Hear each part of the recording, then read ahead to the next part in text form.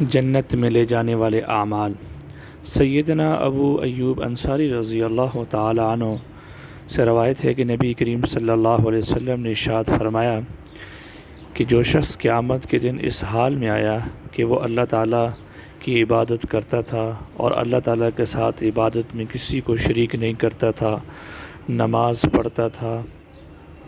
زکوٰۃ ادا کرتا تھا، حج کرتا تھا اور رمضان المبارک کے روزے رکھتا تھا، اپنے اہل و عیال پر خرچ کرتا تھا، خود بھی نماز پڑھتا تھا اور اپنے اہل و عیال کو بھی نماز پڑھنے کا حکم دیتا تھا، خود بھی دین سیکھتا تھا اور لوگوں کو بھی دین سکھاتا تھا، لوگوں کے ساتھ حسن سلوک کرتا تھا، اخلاق سے برتاؤ کرتا تھا، تو ایسا شخص جنت میں ضرور جائے گا اور ایسے شخص کے لیے